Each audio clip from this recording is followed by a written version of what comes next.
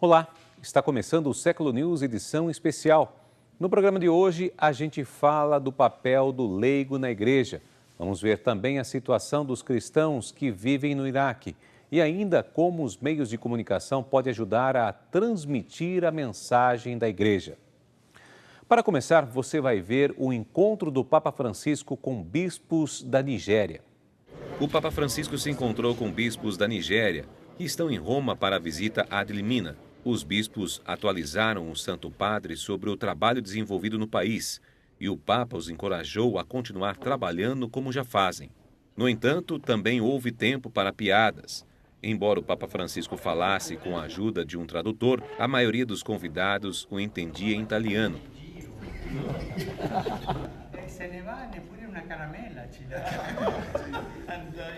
Após a conversa descontraída, o Papa entregou alguns presentes. A Nigéria tem 158 bispos que atendem cerca de 20 milhões de católicos no país.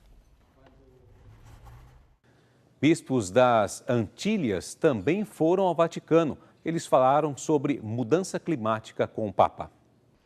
Os bispos da Conferência Episcopal das Antilhas, no Caribe e na América Central, se reuniram em Roma por 2 semanas para apresentar um plano pastoral ao Papa Francisco durante sua visita ad limina. O vice-presidente e presidente da conferência falaram sobre missão, nova evangelização, vocações e sua particular vulnerabilidade. O nosso desafio é que vivemos em pequenas ilhas, muito pequenas e vulneráveis.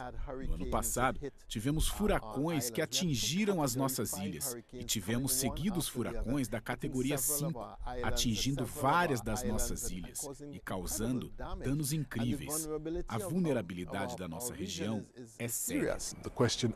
A questão de construir um povo para que eles tenham consciência do quadro, que é a nossa relação com o clima, é algo que temos que levar a sério. A República Dominicana é sempre aclamada como a ilha natural do Caribe. É uma ilha muito verde, mas o furacão varreu toda a floresta e a floresta está realmente lutando para se reconstruir. Apesar desses contratempos, ambos estão entusiasmados com o fato de os jovens estarem se preparando para a Assembleia da Juventude da Conferência Episcopal das Antilhas em julho, que acontece a cada 3 anos. Normalmente é uma experiência muito forte e os jovens realmente anseiam por isso. Tenho certeza de que será um tremendo incentivo para nos unirmos à JMJ do Panamá e estaremos ansiosos por isso também. Vamos falar sobre Amores Letícia para os jovens e eles ficarão animados. Depois, também temos o mesmo grupo trabalhando no Panamá com outro grupo de jovens. Os planos estão bem encaminhados. Eles estão trabalhando juntos para preparar a JMJ do Panamá. O encontro que tiveram com o Santo Padre rendeu bons frutos. Francisco os animou para se reerguerem depois dos furacões e os incentivou para os próximos encontros previstos com os jovens.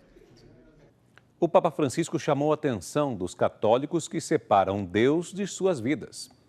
O Papa adverte contra a mentalidade dos católicos que separam Deus de suas vidas. Um dos aspectos menos visíveis da reforma do Papa Francisco consiste em reavaliar o papel dos leigos. Não é uma questão pequena, considerando que o clero representa apenas 1% dos quase 1,3 bilhão de católicos do mundo. O tema foi fundamental durante o Concílio Vaticano II. Mas ainda não se consolidou entre os católicos.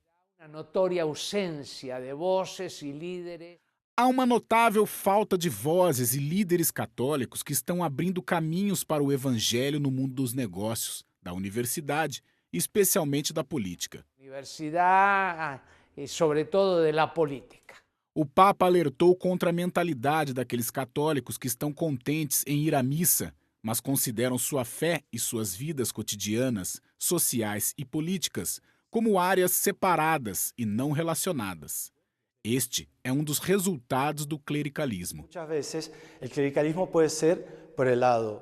O Papa insiste que o clericalismo é comumente feito por padres que não permitem que os leigos assumam esses papéis importantes na igreja, assim como na sociedade. Mas também pode ser o caso de leigos que se sentem confortáveis em dizer: Vou à missa, recebo a Eucaristia, confesso e já é o suficiente.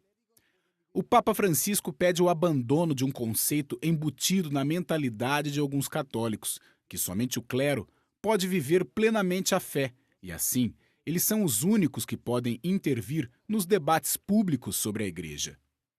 O Santo Padre e seus antecessores fizeram questão de lembrar aos leigos que Deus deve fazer parte de cada uma de suas atividades diárias, assim como os primeiros cristãos viviam.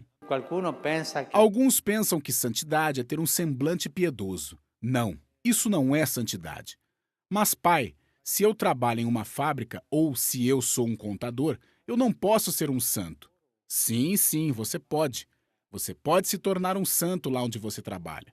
É lá onde Deus lhe dá a graça de se tornar um santo. Este é um dos aspectos que o Papa mencionou desde o início de seu papado, com a Evangelii Gaudium, na qual Francisco resgata propostas de seus antecessores, como Paulo VI. No final, o tópico é uma realidade que já foi incorporada por muitas das instituições da Igreja estabelecidas no século XX. E o Papa confirmou que vai a Bari no mês de julho. A região fica no sul da Itália. Em 7 de julho, o Papa Francisco viajará para Bari, no sul da Itália.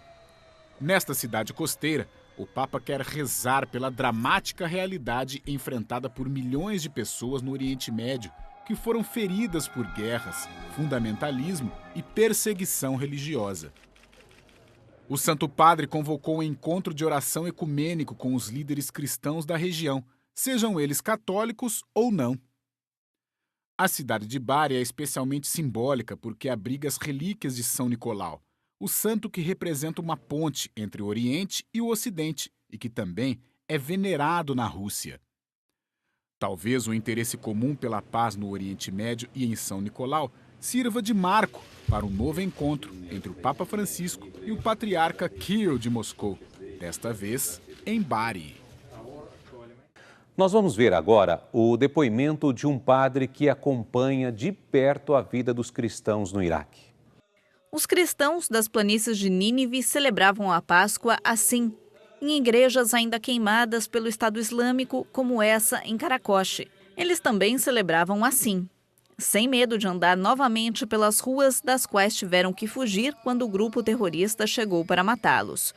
Pouco a pouco, eles vão voltando para suas casas após o exílio forçado a que foram submetidos, embora nem todos estejam dispostos a correr o risco de serem novamente ameaçados. O problema é que muitos ainda não retornaram. Por exemplo, em Caranlis. É uma cidade cristã. Havia 800 famílias cristãs e apenas 300 puderam voltar. Muitas não podem. E o que é pior, estima-se que 300 não vão retornar. Em outras palavras, uma cidade de 800 famílias se tornará uma de 500 famílias. Padre Luiz Montes, sacerdote do Instituto do Verbo Encarnado, obteve essas imagens que mostram os remanescentes do desastre, assim que os terroristas fugiram. Eles destruíram tudo em seu caminho, concentrando-se principalmente em qualquer coisa relacionada ao cristianismo. Apesar de ter pouco para retornar, já que há cidades inteiras reduzidas a escombros, os cristãos estão voltando. A ferida é profunda, no entanto. Houve muitos anos de sofrimento. Nós os ouvimos falar e chorar, mas eles sempre terminam com uma mensagem de gratidão a Deus. Eles percebem que Deus os ajudou. E mesmo nos casos mais tristes, de pessoas cujos parentes foram mortos, eles buscam a providência de Deus. Sua fé não está em questão. O problema é que todas as guerras sem sentido foram causadas por interesses humanos, e essas pessoas perderam a confiança. Mesmo do Iraque, Padre Montes continua ativo nas redes sociais, em grupos como Amigos do Iraque, SOS Cristãos na Síria ou Nazarenos Perseguidos.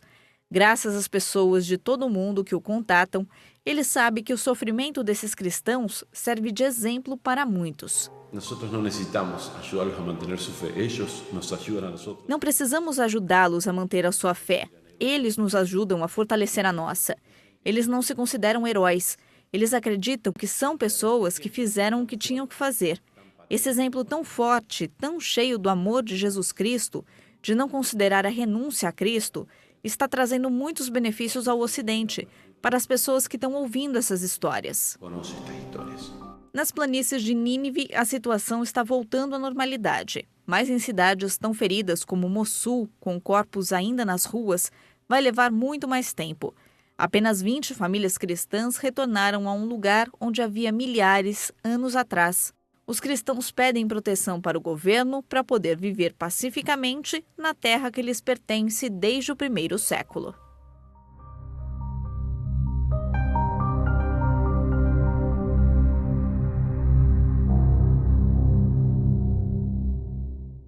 Um encontro no Vaticano uniu membros do projeto Vozes Católicas. Eles discutem como usar as mídias para transmitir a mensagem da Igreja. Coordenadores do projeto Catholic Voices se reuniram em Roma para um encontro mundial. Representantes de 15 países participaram do evento, que durou 3 dias. O encontro incluiu apresentações sobre como abordar adequadamente questões relevantes na Igreja de hoje. Desde que foi fundada no Reino Unido em 2010, a Catholic Voices trabalhou para melhorar a representação da Igreja na mídia por meio de um diálogo construtivo. Como podemos fazer uma sociedade melhor juntos, em vez de tentar impor a uma pessoa como ela deve viver? Eu acho que podemos criar um diálogo nesse nível. Existe um preconceito que diz que a Igreja Católica é tradicional, não olha para frente. Eu diria que é como o Papa Francisco fala ao mundo hoje, e acho que estamos tentando imitar isso.